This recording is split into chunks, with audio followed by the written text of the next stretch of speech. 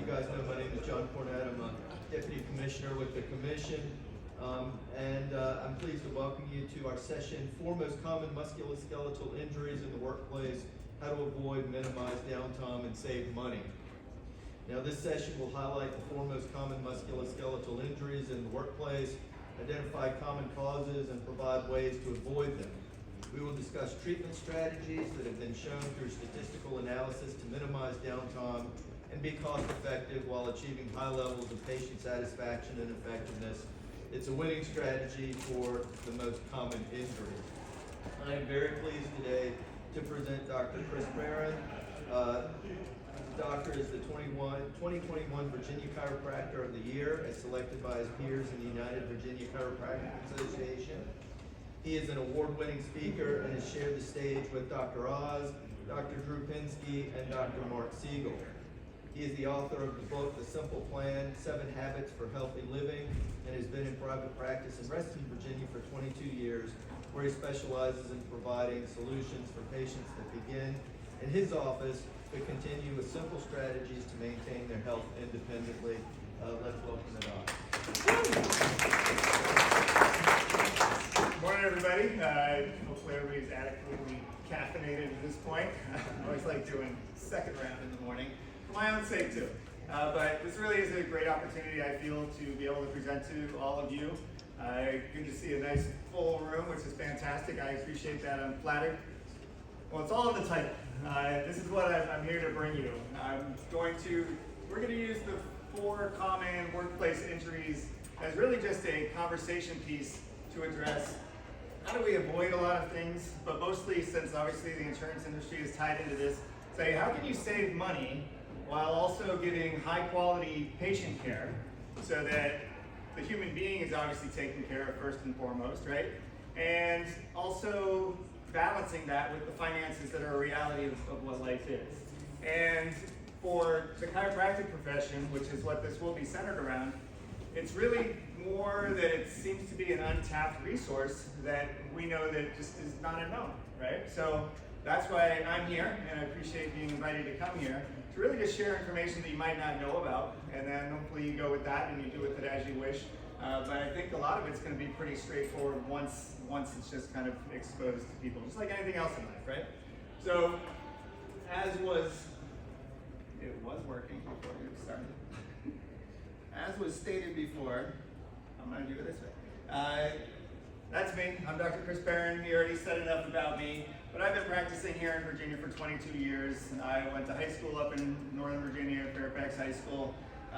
My father was in the U.S. military, so I'm an Army brat and grew up in bases all over the place. And like most people, if you all have been in Northern Virginia at all, most people that are in Northern Virginia ended up there because their parent was in the military. And the last stop was at the Pentagon or Fort Belvoir or something like that. And so that was my path as well. My actual original goal, a lot of people ask, did you always want to be a chiropractor? And the answer is nope, I didn't. I actually wanted to go to the Naval Academy. That was my dream, to go to the Naval Academy. I'm a boy of the 80s, so you know, Top Gun, Red Dot, all that exciting stuff. And so my goal was to be a Navy SEAL. Yeah, I was that crazy, but I was a teenager, right? So you're supposed to be nuts. And so going through the process of the application process for the academies is really kind of an interesting thing, and some of you might know about it. But you go through several different stages where you have to go do an athletic aptitude test, and you obviously the typical stuff of your high school resume, GPA, all that kind of good things. And the last thing in the whole thing was a medical exam. And so it's like, well, that's a formality. I'm 16, healthy as can be, captain of the swim team, whole bit, easy. This will be interesting. So I go through that. The last thing in the medical exam is something I had never done before. It's really interesting. They're going to do a color vision test. I was like, well, that should be fun. So I'm sitting there. The guy opens up this book, 14 pages, like cardboard thickness, flips it open. There's a circle about yay big, got a bunch of dots in it, and he's like, so what do you see? Dots? And I like, flips the page. What do you see there? More dots. What about that one? More dots. He's like, is that it? And I'm like, yeah. And he flips the page again, and obviously that repeated. And I was like, come on, there's nothing there. And then we got to literally the 13th one. I went, oh, there's a line. And I saw the line. He's like, true, but there's this, this, this, and this. And at that moment, he's like, I hate to inform you, but your dreams to go to the Naval Academy are over, which it worked out fine. But it's I found it to be an interesting story, and I'll add one twist because we will get to what we're here for. And it's about 15 years ago, a patient came in that had asked me, do you always want to be this? And I got the quick story like you just got. And they came in and said, hey, did you hear about that study about how people who are colorblind can actually see camouflage? And I went, huh, that's interesting. As I remember, so I ended up taking an ROTC scholarship, U.S. Army. And first year, University of Miami, so any techies in here, sorry. And that was back when we won stuff. And so we had camouflage day in class. Most fun class ever, Advanced Boy Scouts. And so camouflage class was basically a hide and seek. We're all in camos, and it was like, you know, hide in the tree, hide in the brush, do your thing. And so they split us into 2 teams, about 6 people each. And so the other team went first, turn the back, when you're ready, okay? Commanding officer says turn around. And I turned around and literally went there, there, there, there, there, and there. I'm like, oh, well that was quick. All right, now it's our turn. And I just assumed, like everybody else, all right, that's what it was. We aren't very good at it, we're learning. And so we go down, and they couldn't find like half of us for 20 minutes. In fact, they were so close, I reached out and grabbed the guy's ankle when they said came out. Like that's how close I was laying to the guy.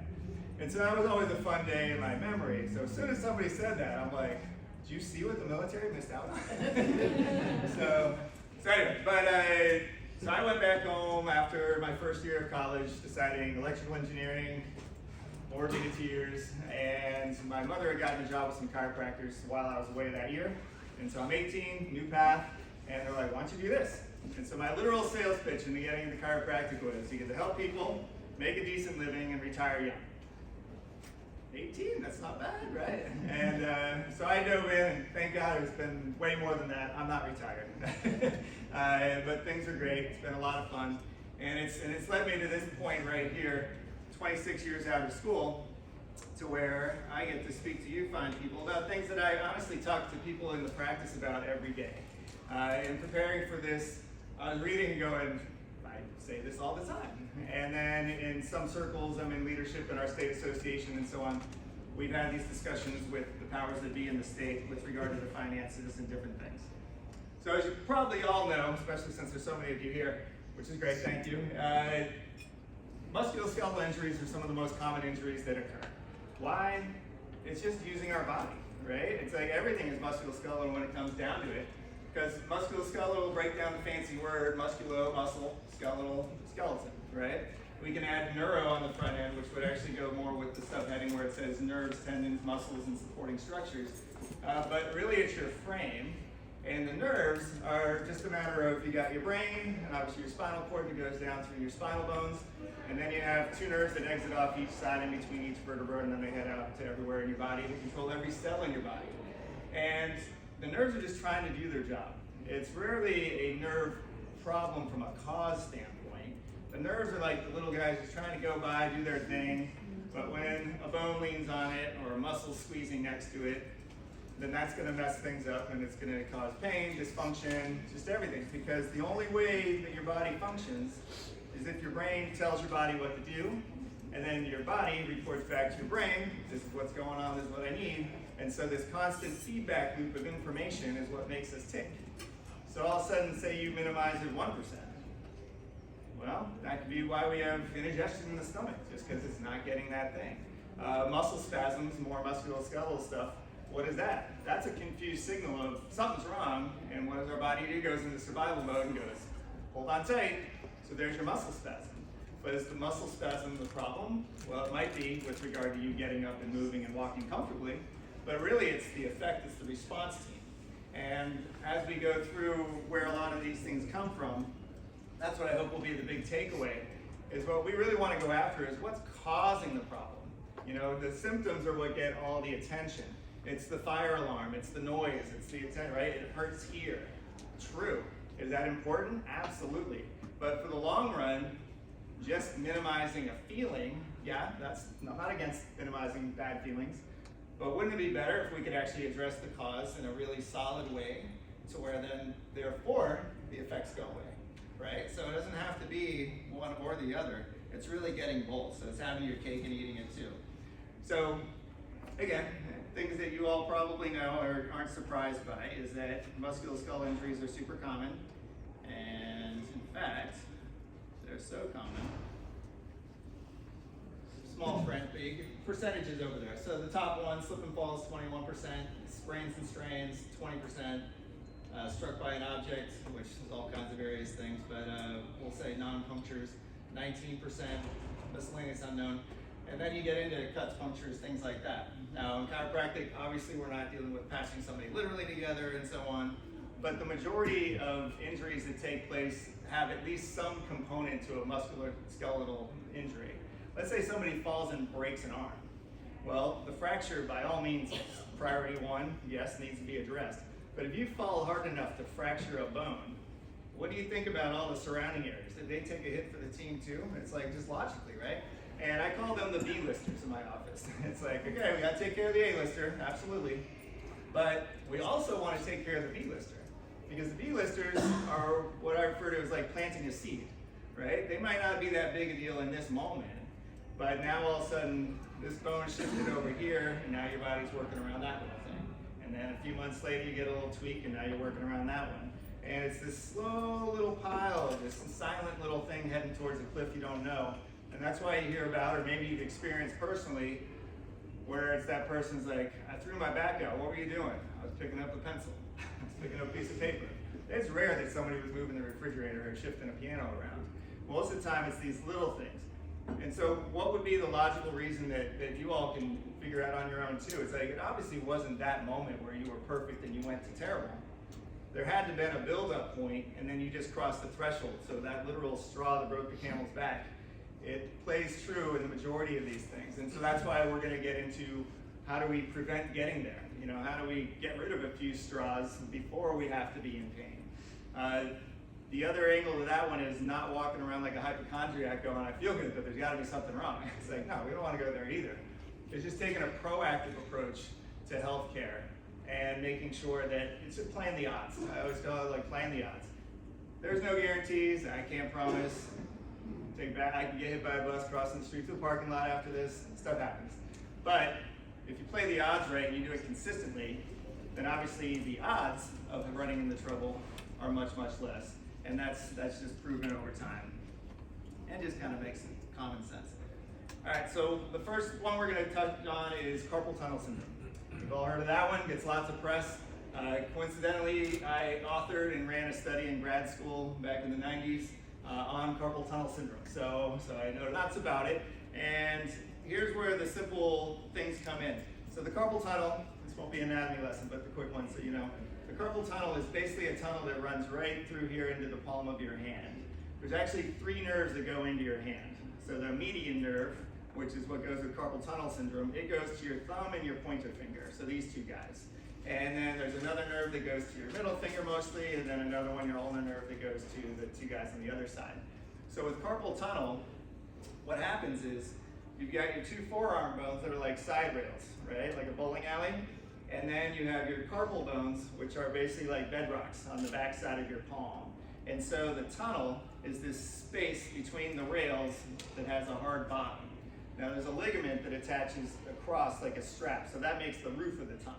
And when you hear about somebody having like carpal tunnel surgery and things like that, what they do is they go in and they either cut that ligament to like, oh, space is open now, we got room, or they shave it to kind of make it expand a little bit to expand the space. Well, what we found in chiropractic land is that what typically has happened, well, there's 2 things that happen. But what's typically shifted is these 2 rails have actually spread apart from each other, right? So if the palms of my hand are those 2 rails, and that tunnel's nice and big, if I move my palms away, the floor and the ceiling will close down on each other, right? And the nerve that goes through here shares all the tendons that move your fingers, especially the ones that close your fingers. So every time you hit a mouse, every time you stroke a key, every time you hold a pen, anytime you close your hand, but a click and all that, they all count. Or a sustained thing, holding a book, holding a phone. Anybody do that? It's not with regularity. And so all of that constant contraction of hand closing, it's like, what does heat do? Heat expands, right? So now you have tendons that are expanding, and it's a finite space in there where it's not meant to have a lot of extra room. I mean, it's our wrist, right? So they start filling in like this, and then now the soft guy, the nerve, is getting squeezed. So it's like stepping on the garden hose, and then you feel it out here because the nerve's getting squeezed. What also happens a lot of times is that that same nerve is getting squeezed here, possibly here, possibly here. And so by the time it gets here, this is where the noise is, but it's not, your fingers aren't the cause of the problem. This is almost always part of the problem, and sometimes the whole problem. But a lot of times it's a whole chain, and without evaluating the entire thing, the odds of somebody getting better, let alone staying better, like actually getting out of it, is pretty slim. And surgery-wise, I can tell you firsthand, well, not firsthand, secondhand. I don't want firsthand. Secondhand is that what happens in our body naturally when you cut something is scar tissue grows to rebuild it, because your brain doesn't get the memo, hey, we're doing this for your betterment. Let it be, good. It's like, nope, we just got injured, we need to patch and repair. And scar tissue then builds in, and a lot of people end up having to go back for a second one, which is why nowadays, mostly they get into shaving as opposed to just cutting the thing open. But we found with proper treatment, you don't need to do any of that sort of stuff. So you all have rubber bands, right? So this is where we can have a little fun. Not too many people have safety goggles, but I'm gonna stand back.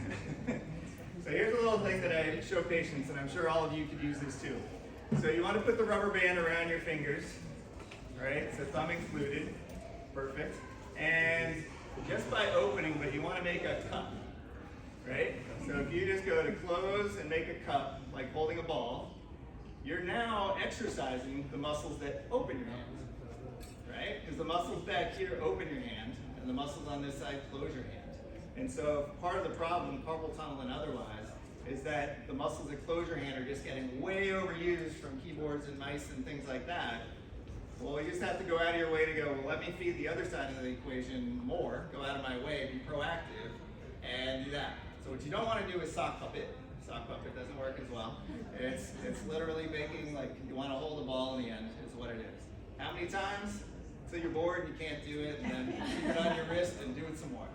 When should you ever stop doing this? When you stop using a computer. Horrifying. So there you go. It's a very real thing. It works awesome and really does a lot of good. The other one I'll share with you is a very simple stretch.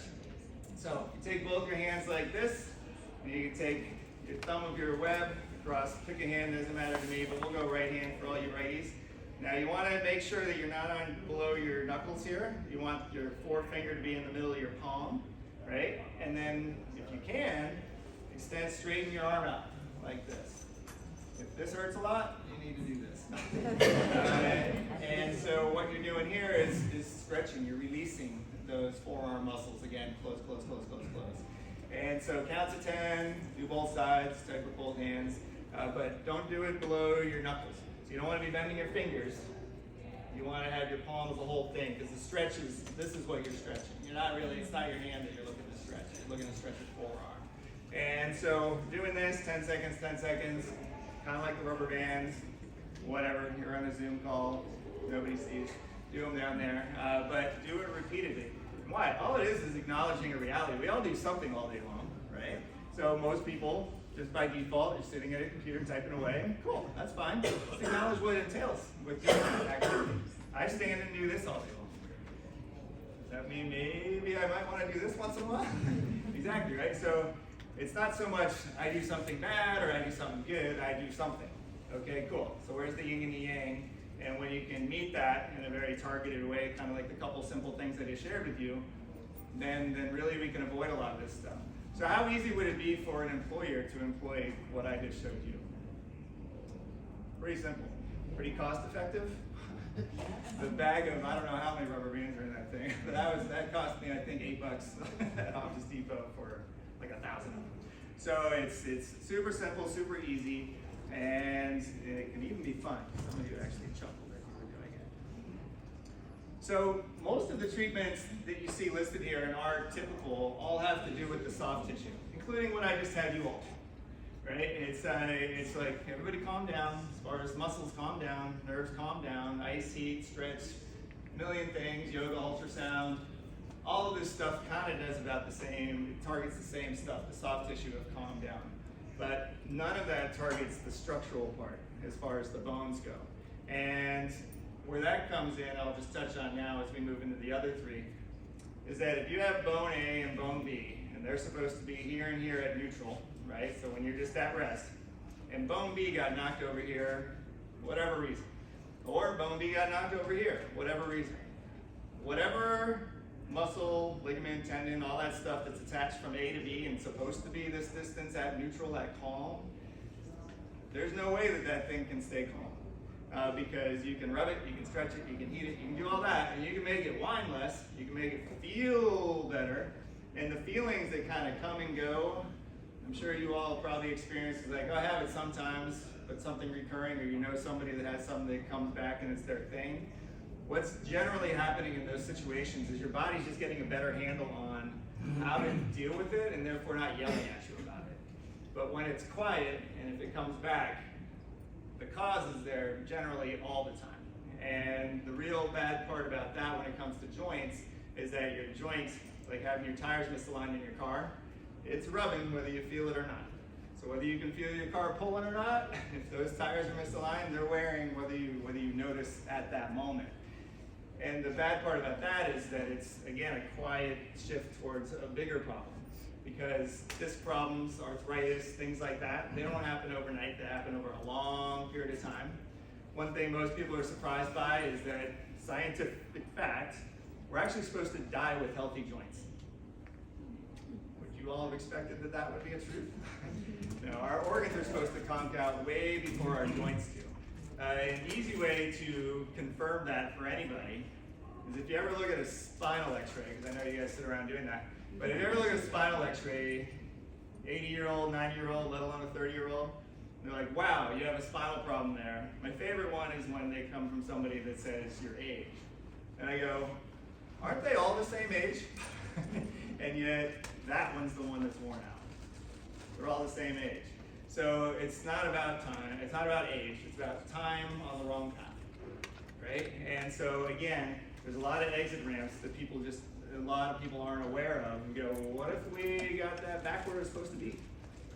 Well, you can't erase wear and tear that's already happened, but most of the time that's not a big deal. It's only in the most extreme situations that wear and tear has reached the point where it's like, now you need surgery, because time and place, absolutely. But to avoid getting that bad, to avoid going that far, there's a lot of paths back in between, and it's just with specific and proper management of it. So, sprains and strains, general, but it applies to basically every joint in the body. Little factoid you all may or may not know. What's the difference between a sprain and a strain? They usually always go together. But a sprain is when a ligament is torn, stretched, injured, and a strain is when a tendon, a muscle, is torn, stretched, and so on. Now the difference between a ligament and a tendon is actually just a little attachment piece for a muscle attaching to a bone. So muscles don't literally attach to our bones. They have basically attachments, which are your tendons, and they hook on. And then ligaments are the straps or the tethers that are supposed to limit motion, like your end of your range of motion. So a joint, you move this far, like I move my elbow, but it stops at a certain point. The reason it doesn't keep going is because I have ligaments that are doing their job and saying that's as far as you go.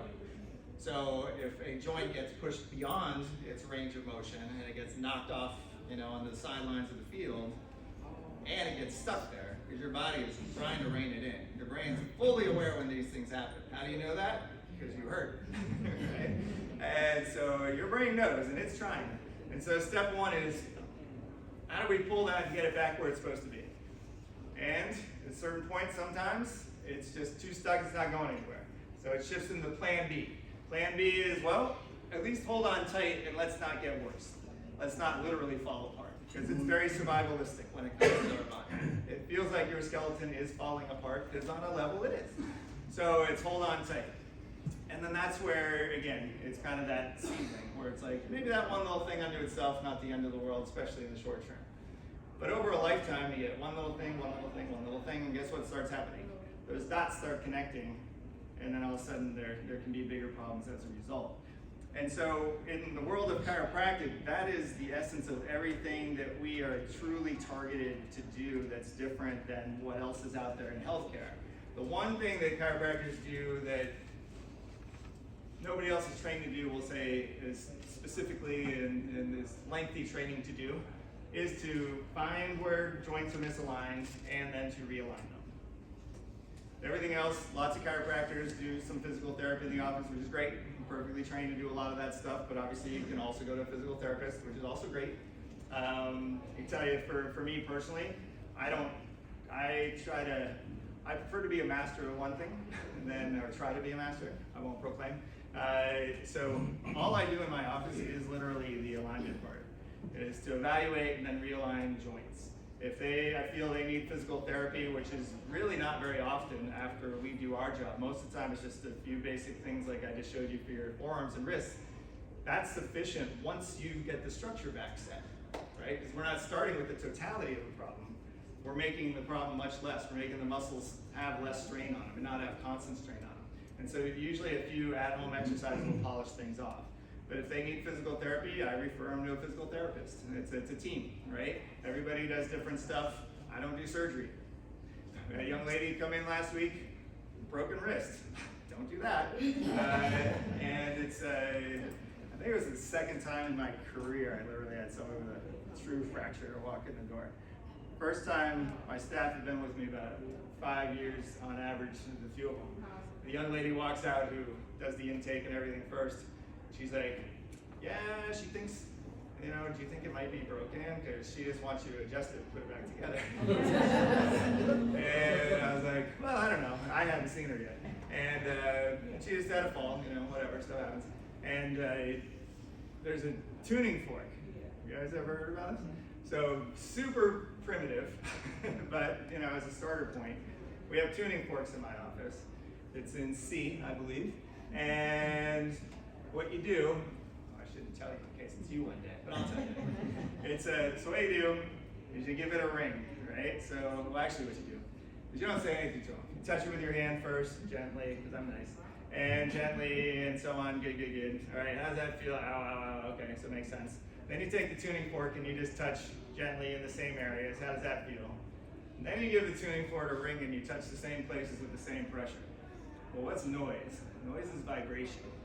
Guess what happens to jagged edges when they do that? Oh, it hurts. So you can't tell the patient, so don't share it with your friends. You can't tell your patient ahead of time what you're about to do, but we'll just say this young lady, yeah, it hurt more when I touched it with the tuning fork. I walked in, hers was like swollen to twice the size, and the fall had happened 2 weeks before. And I was just like, and you can tell, there's definitely an economic piece to the puzzle as to, I'm sure, why she hadn't run off to ER and stuff like that, but I'm like, go. It's like, do not mess around with this, long term and all that sort of stuff, so it does happen. But we can't fix fractures, but we can put Humpty Dumpty back together again, and that's the whole drill. Tech neck, tension neck, text neck, it's getting all kinds of catchy names. It's bad posture. Okay, that's what it comes down to. Laptops, there is no good way to use a laptop regularly. A tip for you all is if you use a laptop regularly and you're not out and about and that's why you need a truly mobile device, get a separate keyboard. Like if you're still working at home like a lot of people are, get a separate keyboard, take the laptop, prop it up on boxes if you want to. Because ergonomic wise, you want your nose to hit the middle of the screen when you're sitting up straight. Right? And this is where you want your keyboard. Shoulders relaxed, elbows 90 degrees. It's right here. Can't do that with a laptop. Laptops are awesome. I have one, but in spurts. Not every day, all day, for hours and hours, weeks on end. Why is that? Because you're going to look at what you're going to look at, right? And then keyboard. Let's say you raise the monitor up. Well, now your arms are up here. Well, now where are my shoulders? So in the end, ears and shoulders are coming a little too friendly with each other on a regular basis. And just like any other pattern we put our body into, the more we do it, your brain's like, okay, I hear you, I'll do it. And they start molding you that way. Your body's trying to be efficient and give you what you're asking for. And so you gotta be careful what you're asking for. But everything, again, back to yin and yang. So, again, a lot of the treatment in here, it's soft tissue stuff, which is great. Should stretching be important? Yeah, absolutely. But it's, again, figuring out targeted stuff. Does anybody in here read in bed as a habit before you go to sleep? Or look at your phone? in bed? Yeah, more hands. So it's, do you usually lay on your back and prop yourself up or watch TV and a movie that way? Horrible. Why? Because you're just at work all day like this, and now what position am I in if I'm laying down? Right? I'm shoving my neck further that way. So there's no stage here, otherwise I was going to lay down for you guys. But you won't see me if I lay down. I don't mind laying down. Well, I'll use the table. So this is what you want to do. You guys have children? What did you do with them when they were babies? When they were babies, you put them on their tummy, right? So you do tummy time, like this. Well, we should have never, ever stopped. And it's not too late to start again. So what am I doing here? I'm doing the exact opposite, right? I'm stretching my body in the exact opposite way of sitting at a desk all day long. So doing this for a few minutes every evening, for some of you it may be super uncomfortable. Back to, if the more uncomfortable it is, the more you want to be doing it. And I promise you, if you do it consistently every evening for a little while, but it should lead into hang out and read a book, watch a show for half an hour. I tell my patients, I'm like, what? How's that ever gonna work? Like, in time. Why? Because it only hurts if your body is molded inside to be this way. And so you're bending it in a direction it's not used to. That's a healthy direction. The reason why we put babies on their tummies is because we're actually born in a C-hook. The postural curve in the neck that goes backwards and the low back that goes backwards, we're not born with those. We get them when we're on our tummies and when we're crawling. So another tip for anybody, kids, grandkids, whatever, don't encourage walking. Walkers, horrible. But you know, picking up little Johnny and helping him get there faster. No, I'm like, sweep the leg, keep him down. And the reason is that you only get one shot, right? You only get one shot to build those postural curves.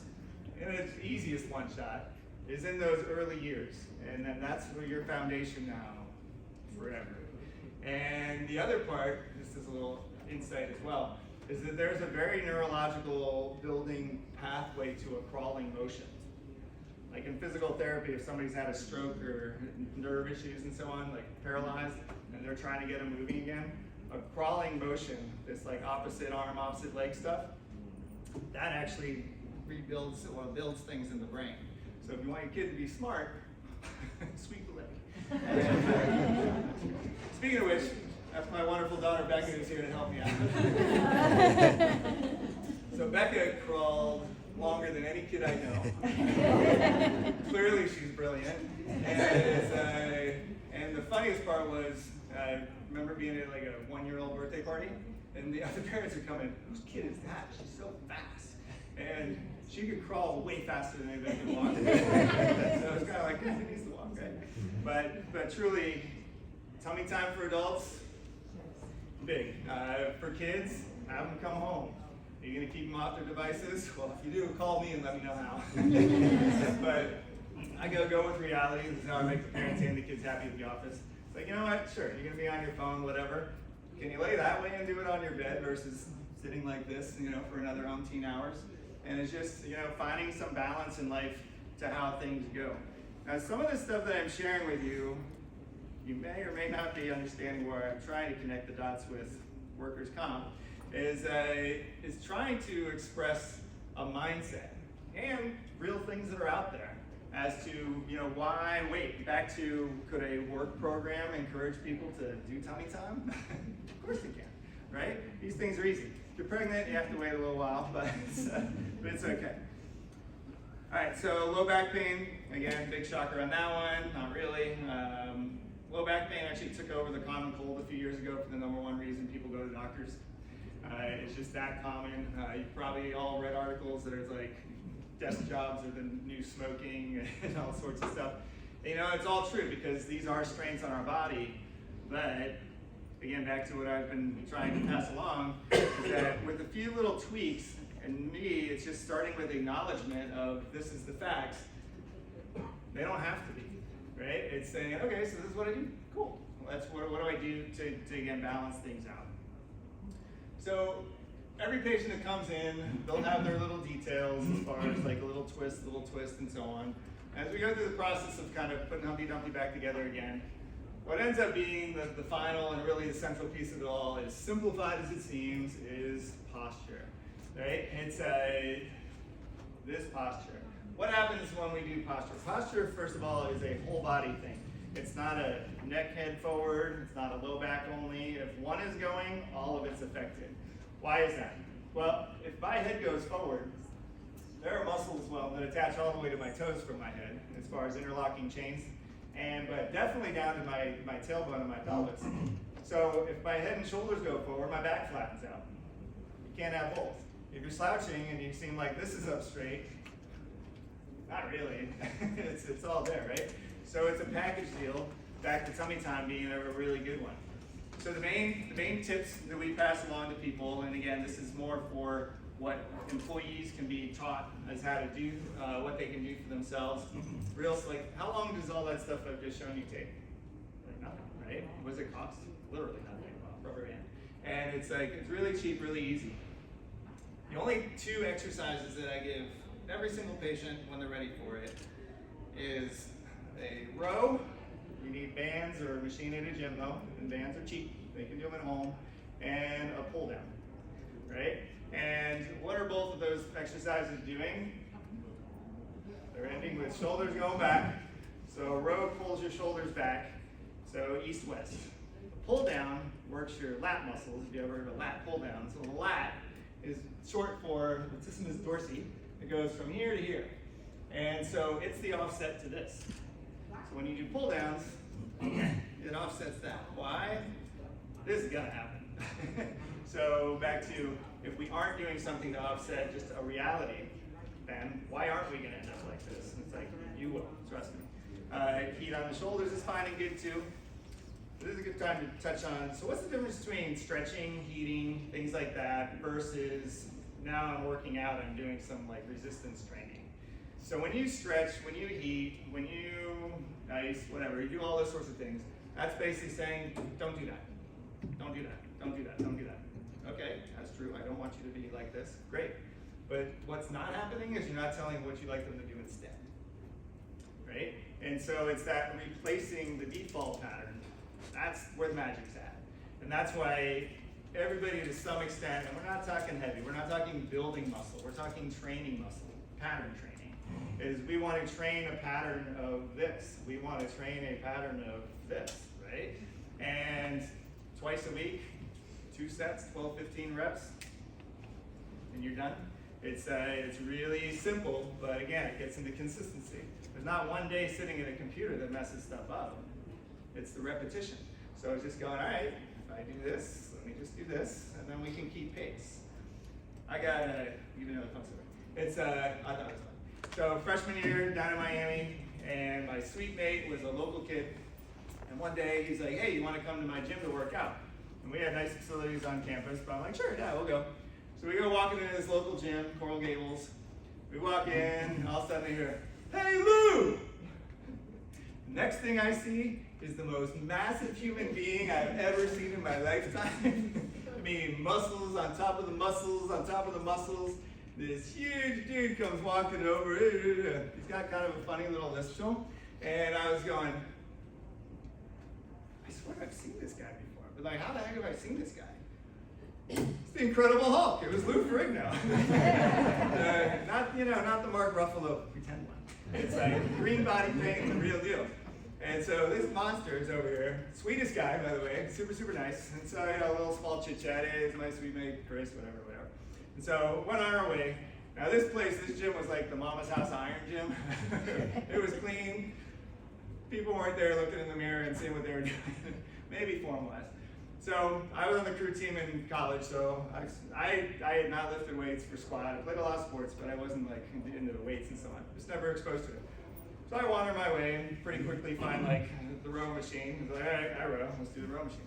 So I'm over there, I get a couple reps in, and all of a sudden I feel this monster paw on my shoulder, and this other monster paw on the small of my back, and thankfully gently, pulling me this way. And I'm like, hey Lou. And he's like, all right, do like this. And then, here's the keys. You basically have your arms out, and your elbows should slide along your body as you go back, right? Shouldn't be out doing all this crazy stuff, should be here. The other key part is that you're like this before you even grab the handle, and you're like this when you let go of the handle. The entire time that you are engaging yourself, and this applies to if you're doing curls, whatever way your arms or your legs are moving, head to tail, like this, standing, sitting, laying down, doesn't matter. Why is that? Well, all of your muscles, your little muscles that hold your spine and your skeleton together, they're learning how you want them to hold you. And so they're engaging, they're just not moving. So you don't see them, you see, hey, let me get my arms big. And so when you do that, so you want to put yourself in the most idyllic posture that you can manage and go, this is what I want, all the action's going, but you're doing this. So it's shoulders back, just elbows along your body, a couple sets, 12, 15 reps, and does an amazing job at keeping people well. Because part of the goal at my office as well, and most chiropractors, all chiropractors, is like, okay, sure, we want to fix up what you got, but if, again, we don't identify and give you homework assignments to do to retrain patterns that are clearly in place, I guess I'll see you in a couple weeks. We'll do it again. We'll do it again. We'll do it again. We'll do it again. Now, everybody, yes, needs some little upkeep, kind of like going to the dentist. Yeah, you're still going to want a cleaning. But wouldn't it be nice not to have cavities again and again and again, right? And it's really meant to be in that sort of a way to where the amount of care, so therefore the amount of dependence a person has on anybody versus they're just healthy, right? It's not avoiding care, it's called being well, and so therefore the more you do for yourself in a way, then the less help you typically need. So, as it says here, yes, please don't stop. But that one's kind of a fun one as well, especially when parents bring in their teenagers. Now, the funniest part when parents bring in their teenagers, the parents do all the same stuff the teenagers do. They're like, tell them to do this. And so, when somebody does have bad posture, just doing this, it's a lot harder than it seems. And the reason is that if they're just naturally doing this when they're not paying attention, this is what they molded themselves to be at that moment. And so without some concerted effort, tummy time, some rows, different things like that, then you have to actually remold yourself. When you stop in a moment and you go, am I sitting up straight? Am I standing up straight? That's almost like a report card for what have you done to get to that point. You're not going to change much in that moment. It's like, sure, do it. But it's not going to make a big difference. It's really just letting you know where you're at. So it's not just stand up, just stand up. That's a starting point, but it's very underestimated as to what the impact is of what ends up there. There really is an end point to it. So, most things, got a desk job, get up and move. Again, yings to yangs, right? If you have a sedentary job, what should you do? Find a way to move. That's why they have gyms. You don't have to go to a gym. In fact, preferably go outside. But if you know you sit all day, and you know what, taking a stroll in the evening time, I don't care if it's 10 minutes. 10 minutes is more than no minutes. And because if you go from, wow, that was a long day at work, not denying that. Then you go home, and you sit on the couch because you're tired, not denying that either. Then you do this, and then you go to bed. And then you do it again the next day. Not uncommon. Not saying I've never been there, I have. And but it just feeds the cycle, right? What breaks up that cycle? And that's why, although, I mean, work out in the morning for lots of reasons, but some things like the tummy time and these things, the evening time is really an ideal time. Do them both times, but the evening time is really ideal. And the reason for that is when you go to bed and you're laying still for the night, whatever you brought to bed, that's just going to get reinforced through the night. So if this is where you are and you go to bed internally, I'm saying, you're not literally like this on the outside, nobody can see it. This is what's going to be reinforced tonight. You just keep that cycle and then you get up and go do it again. Feed, right? You do that for a little while and go, hey, remember option A and B? And you switch it up. You just break up that cycle a little bit, and then therefore you're not going to feed that monster quite as much. Because again, it's cumulative effect, cumulative effect.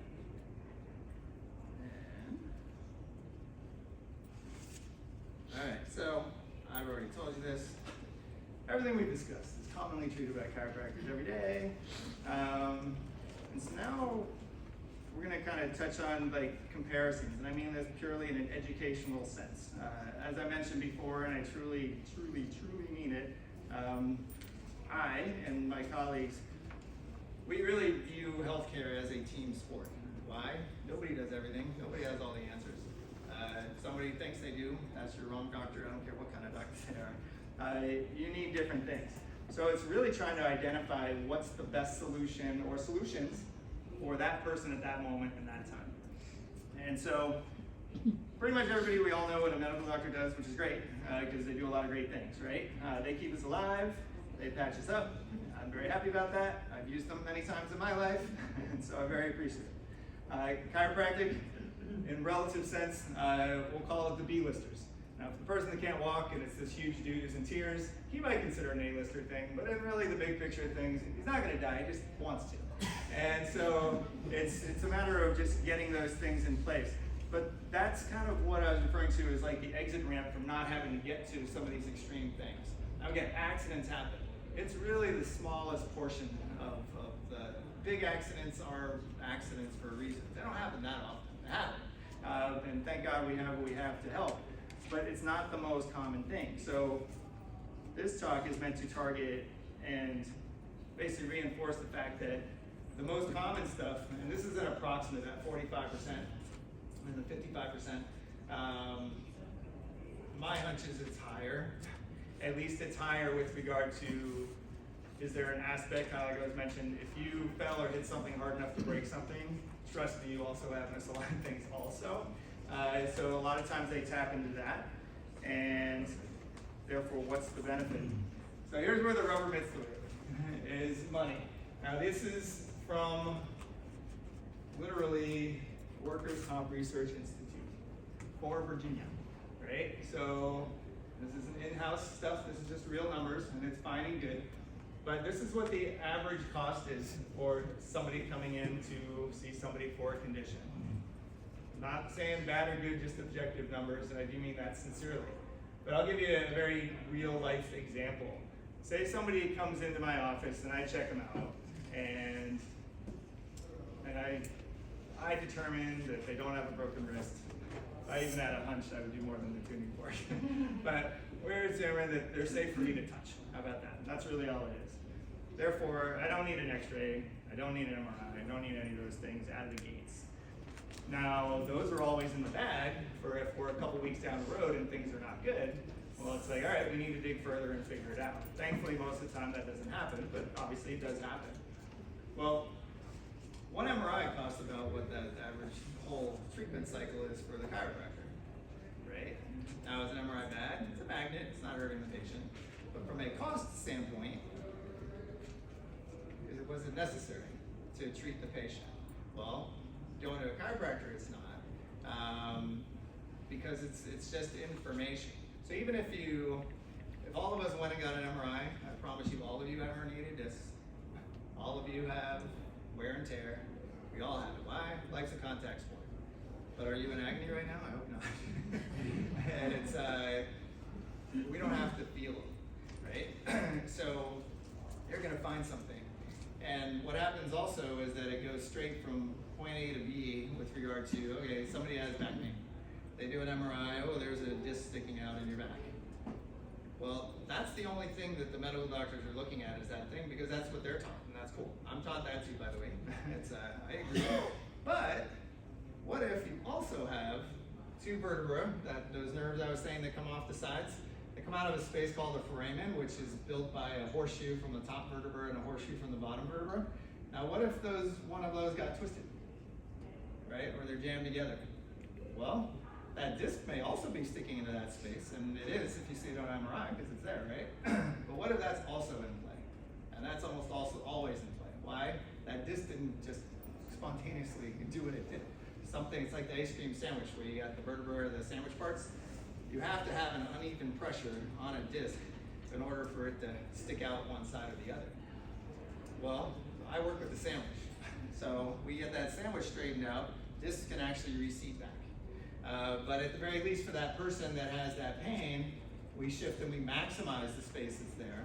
Do I know for a fact that's gonna be enough? Nope. But I can do analyses to tell when things are maximized, and then we see how are you doing. And again, most of the time, they're good. And sometimes, once in a blue moon, they're not. what do they need? They need to go have that disc taken care of, right? So it's not all or none. It's really just a pecking order of like going through a flow chart of like, okay, what would be a logical step one? What would be then a logical step two if step one wasn't sufficient? And so on. And so in workers' comp in Virginia, as we all know, in fact, you all probably know more than me even, there's panels. Well, the reality is that there's few to no chiropractors on a panel. It's not the end of the world, it's not a big deal, other than when you have a group of people looking at a case and determining what's best for that patient, if there's a menu item missing that they aren't trained in, it's not their fault, it's that they just don't know what they don't know, right? And so for all of you that have some level of control over who's on panels, I might suggest that you might want to have a few chiropractors on some of those panels just to add to that equation. Doesn't mean it's just another voice. That's why as a group they're coming to a conclusion of how to help steer the ship. But that's really kind of the scoop. It's like a hidden thing that's out there. Back to just straight to costs. When health plans include chiropractic benefits, the red is the reduction relative to health plans that don't. Back in like the late 90s, Blue Cross Blue Shield of Illinois did a pilot study because they wanted to see if they could shave like 10% off. A huge entity like Blue Cross, 10%, monsters, right?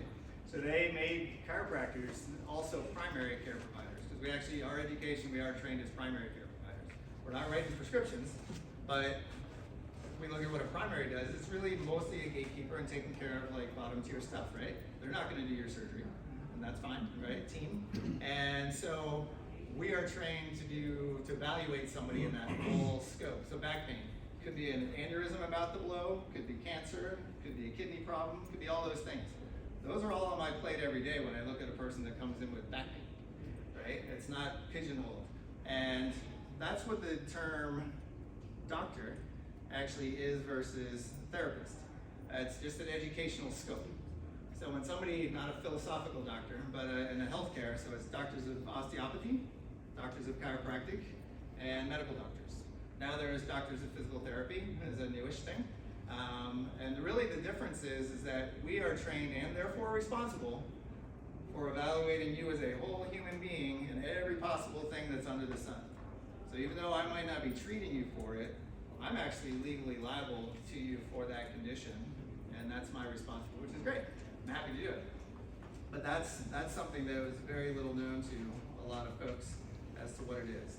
Here's just bigger numbers that are extrapolated down to different things. And this one, unfortunately the print is small, but I actually found this one to be kind of one of the most telling things. So hospital rates. Only 20.3% of chiropractic patients were hospitalized over just a 10,000 patient swath. 51% of medical patients, and that's just which portal did you go in first. That's all that has to do with. It's not good care, bad care. It's just like what was your entry point into the healthcare system.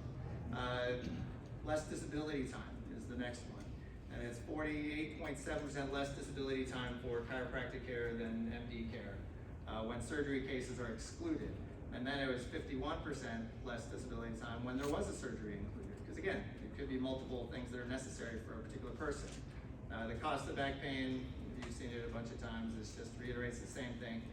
And so, it's not chiropractic's awesome, medical's terrible, no, not at all. It's everybody does something, but for musculoskeletal issues, it's just been proven time and time again for decades and decades and decades. Patients get at least as good a quality of result, always longer lasting, and always way cheaper. So if we were just going equal end result, half the price, wow. I wasn't standing up straight. I thought you were falling asleep. So but it's that. And what does it come down to? It really gets back to, we're not trying to manage symptoms. We're trying to actually go after what's the underlying cause and ideally educate you on how not to end up in that same hole again and again and again. I think most of you probably agree that a lot of what I described and showed you with little tummy times and stuff like that, It's not hard, and does that address probably the majority of what most people do all day long, right? Now there's probably a little cleanup you have to do to get to that point where just that's enough, but even doing that, if you aren't cleaned up, it's still gonna help. And last piece I want to touch on, then I'll go for questions, is opioids. Obviously, huge, major issue, really horrible. I was on a call with our current health secretary, John Little, a few months ago, and this is what we were discussing. He wanted to hear what ideas we might have for helping the opioid crisis, which is definitely, it's not in the press as much, but it's just as bad. And one of the things that stood out to me, I'll share with you as far as that goes, is the addiction rate. 4 days, there's this curve, like this chart that I saw. If you're on opioids for 4 days, the odds of you becoming addicted, I mean, it is like meteor, it's just straight up. I'm like, wow, 4 days, holy smokes. And it's just a nasty path. And what do they do? They just cover stuff up.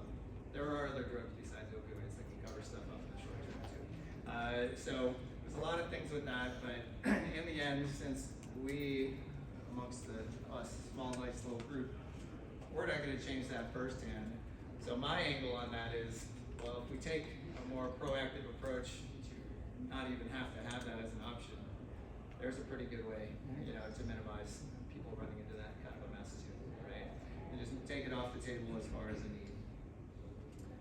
All right, so I know my time is about winding down. So again, I'm Dr. Chris Perron. I am here representing the Unified Virginia Chiropractic Association. They sent me here. I'm the immediate past president, and so they're all near and dear to my heart. In fact, at 6 o'clock this evening, I have to be on stage in Arlington at our conference.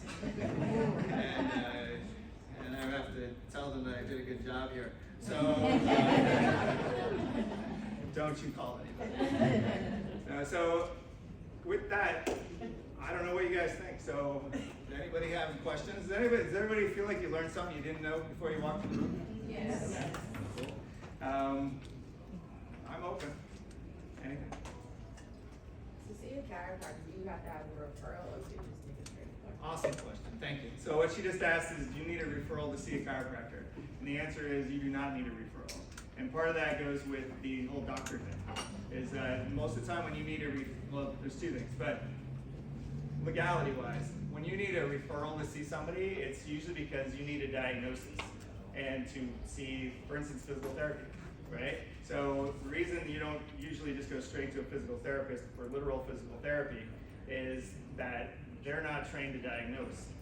They might be smart enough to diagnose, but legally they aren't. So they need me to say, yep, I found your shoulder's not right. Hey, can you work on your shoulder? And then they work on your shoulder. That's why if you've ever been to physical therapy, they can't work on a different body part than what was prescribed, right? It's like, oh, I have back pain too. Well, you need another prescription to your back pain. So, but no, correct. Yeah. Sir? How many sessions do you treat a patient for, say, a herniated disc that you say, well, it's working or it's not working? I like the last part, thank you. So yes, how many sessions do, on average, might I treat for a patient with a herniated disc, for instance? Everybody's individual, but as far as the last part is like, how long do you need to go before we're on to something, or maybe we're on to something, or wow, there's a lot more to this. 2 weeks tops, and that would be on average probably 3 times a week, so like 6 visits. Pretty minimal in the grand scheme of things. But chiropractic is really cheap too. Like our fee is like nothing. It's so the frequency is really not that much, and that's kind of I don't think it's officially a standard of care like the 2 weeks, but I can tell you it's basically a standard of care amongst chiropractors of what's a timeline of this, and that's when there are no red flags other than you're in agony. And if there's red flags, then immediately you're sending for an MRI possibly and things like that too. So yes, yeah, to know that we got some tangible possibilities, it shouldn't take that long. Are they fixed in 2 weeks? That might be 2 months, but not in agony. It's like better. But the goal is we want to make you stable. If we just go to the point of, hey, you feel good today? Sweet, good luck to you. No. And the reason is that here's healthy. Pain threshold is not how tough you are. It's a literal a physiological thing in your brain. Cup runneth over. There's a little cup in here. These things called nociceptors drop in the cup. And when the cup runneth over, because it's getting too many pain input, you feel it, right? So here's pain, here's healthy. You're in pain, cool, feeling better. You cross that line, there's a lot of space left there. And that's the difference. And that's like Advil, right? So if you look at like a volume dial, say 6 out of 10 is your pain threshold. If you drop to 5, you feel great. But you're not at 1, and you're hanging by a thread to be back at number 7. And so with good analysis and quality care, we can have a pretty good idea of, are you at 5 or are you closer to 2? And part of that is just when you come in and we check you, are your bones holding where they're supposed to be, not just how are you feeling. How are you feeling? Certainly we want that. But we want a little bit more than that to show that, okay, this is a sustained thing. As a chiropractor, do you order an MRI yourself, or is that a requirement? Yeah, it's the only segment which wouldn't apply to you folks is Medicare that we can't, and it's because the laws for Medicare literally take an act of Congress to change, and this is serious. And they were put in place 6 months before I was born. I'll be turning 50 in a couple months. So it's just the limitation, like anything, right? What's insurance? Insurance is a financial agreement, right? It's healthcare might be a product, but it's not about health. It's about money, and you're buying a product, and you're paying for a thing. And so, I have conversations like that with patients all the time of like, but I need it. And I was like, I agree, you need it. It's not part of it. It's like, well, I like the radio in the Rolls Royce, but I bought a Toyota, so I don't get that radio. It's just kind of part of what you do. But you know what? Toyota's perfectly fine. So it's things like that. But yes. Anything else? Yes, so when you first see a patient, do you develop a treatment plan for that patient, and do you submit that to the insurance carrier? So do we submit it to an insurance carrier? In your world, probably more yes, because there's the oversight, right? Other than that, it's more of an insurance, what the insurance plan requires thing, as opposed to, is that just a general thing? So if part of an insurance situation is that they have an oversight entity that you have to say, can you please give me some more, then yes. But other than that, it's definitely not a requirement. We've had cases where people have gone to chiropractors months and with multiple visits, and it's like, well, why are we continuing going down this road? And I would 100% agree with you. It's no, absolutely. It's obviously, we'll say that's a smaller percentage, but it's certainly a very real one. I'm not surprised. What she said is it has people where they see you go months and months and months, many visits, and it doesn't seem like it's going anywhere. Well, by all means, yeah, you should have to be able to show that you're getting somewhere to make the treatment worthwhile. So, cut them off. Because you can only do so many things at once. So that poor patient, if they're doing that and that's what's occupying their time and attention, and you're showing that it's not the answer, and it's not in their best interest either. It's not just a financial thing. All right, everybody, keep the rubber bands. My gift.